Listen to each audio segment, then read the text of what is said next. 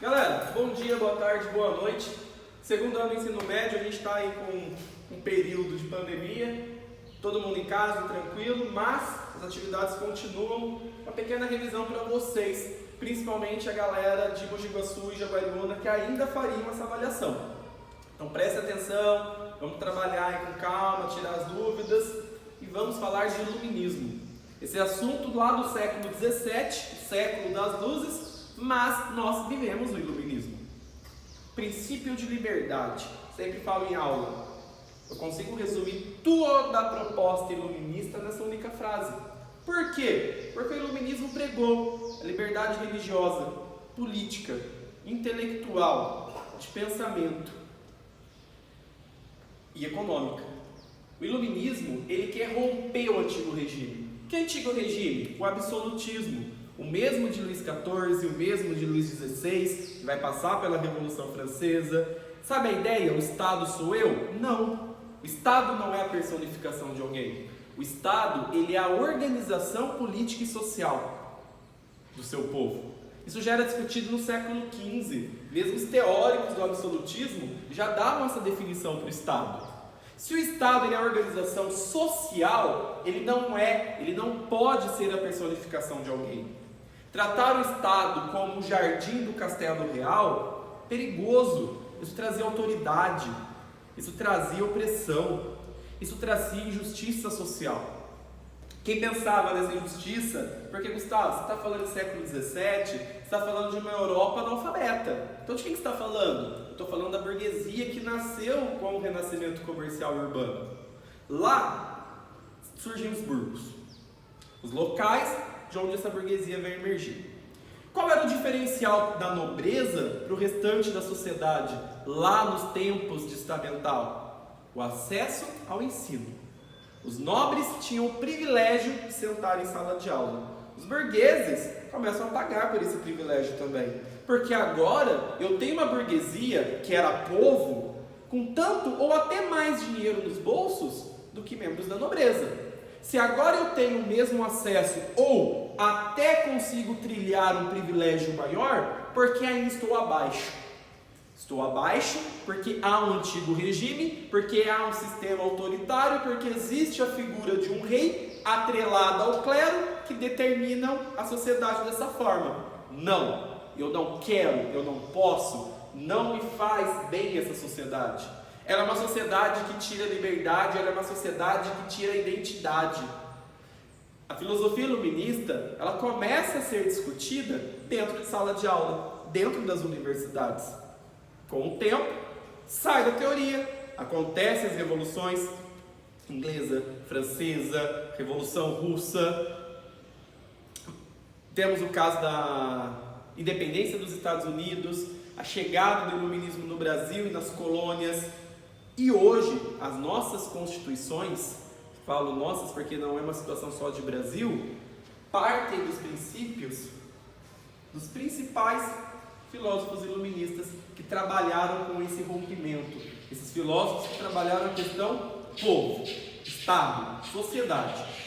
Por que eu estou falando desses itens? Porque eu tenho o Adam Smith na economia, com o liberalismo econômico, eu tenho as enciclopédias, o avanço científico, mas o nosso foco é esse. Então vamos trabalhar de Montesquieu a John Locke. Montesquieu é filósofo francês, a divisão dos três poderes. Todos conhecem, executivo, legislativo, judiciário. Por que a divisão dos três poderes é tão importante? Porque ela pisa na garganta do absolutismo. Porque agora o Estado ele não centra todas as suas atividades em uma única figura. Se eu tenho a repartição do Estado em três poderes diferentes, eu tenho lideranças distintas, eu tenho opiniões distintas. Eu passo a ter nesse momento discussões, eu passo a ter nesse momento um anseio pela busca do melhor, não mais da necessidade que outrora era o que se praticava pelo rei. Em sala de aula eu usei aquele exemplo para vocês de um filme que a maioria assistiu, Espelho, Espelho Meu, da Julia Roberts, que ela cria um imposto para poder fazer um baile, porque ela quer que o príncipe se apaixone por ela. Isso era real. Cobravam-se impostos para as regalias do rei. Não, os impostos devem ser direcionados ao Estado, ao povo. A divisão dos três poderes busca romper isso. Para que eu tenha os três poderes, para que eu tenha esse rompimento, eu preciso da liberdade de expressão de Voltaire. Posso não defender nada do que você me diz, mas defenderei até o fim o direito de dizê-lo. A liberdade de expressão é isso. Não confundam com um discurso de ódio. Mas a liberdade de expressão é a crítica, é a opinião, é o posicionamento. É isso aqui que está acontecendo. Nós estamos gravando aulas para vocês. Nós temos essa autonomia. Imagine um regime autoritário. Nós não teríamos a opção de criar essa plataforma para estar tendo acesso até vocês em casa. A liberdade de expressão é isso. Ela é a possibilidade do avanço do conhecimento, ela é a possibilidade do crescimento do saber. Não é ódio, não é ofensa, mas é a dialética, é o discurso, é a reflexão. Rousseau, ainda trilhando o caminho do antigo regime, vou trabalhar 3 itens com vocês. Primeiro é o contrato social. O que é o contrato social? Se o governante ele atua com o seu povo, há um contrato pré-estabelecido entre eles. O papel do governante é garantir a assistência e o desenvolvimento dessa sociedade. E o papel da sociedade é ver o cumprimento dessa ação, é cobrar. O contrato social é o poder do Estado, é o poder do povo em trocar esse governante, caso ele não esteja atendendo a sua necessidade. Hoje falamos em democracia. Democracia nada mais é do que isso. Elegemos um presidente hoje. Daqui 4 anos, nós podemos reelegê-lo ou eleger outro. Existem os processos de impeachment, por exemplo. O contrato social, ele sela um acordo entre o Estado, o governante, e o povo, o governado. Sempre lembrando, o poder do povo se emana ao Estado, já que nós elegemos nossos representantes. O Bom Selvagem vai trabalhar um pouco com essa ideia. O Rousseau faz uma contraponte ao Thomas Hobbes, filósofo moderno.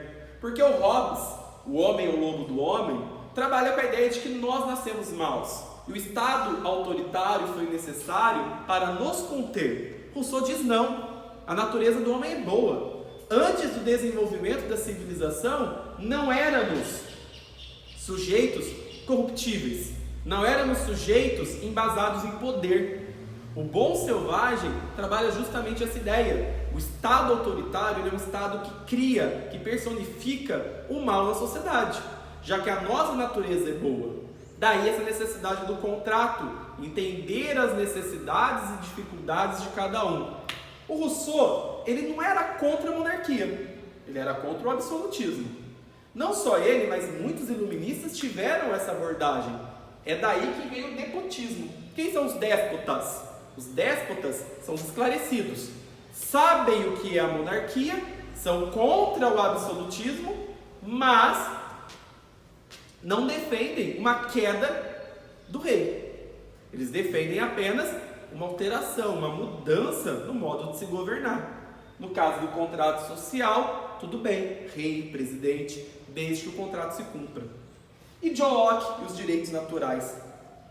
As necessidades básicas de cada um. A moradia, trabalho, segurança, educação. Lembrando que a ideia de educação e saúde pública nasce só com a Revolução Francesa. Estou falando do século XVIII. Estou falando de pouquíssimo tempo. Mas o direito natural sempre gera maior discussão em sala, você sempre fica um pouco confusos para entender. É o último dos itens, a morte. Porque a morte é um direito natural. Porque eu vou nascer e vou morrer, Gustavo, isso é óbvio. Mas a morte é um direito natural do homem. Perder a vida por falta de assistência do Estado, seja médica, violência, isso não é natural. A morte tem que ser um processo que irá acontecer sim. Mas perder a vida porque o Estado é violento, perder a vida porque o Estado está tomando medidas de precaução, isso não. Isso só mostra a fraqueza e a fragilidade do rei, do governante. Por isso a morte ela é o principal dos nossos direitos. Ela deve acontecer e não ser causada pela insuficiência de um governante. Beleza? Galera, espero que isso tenha ajudado vocês. Bons estudos e até breve.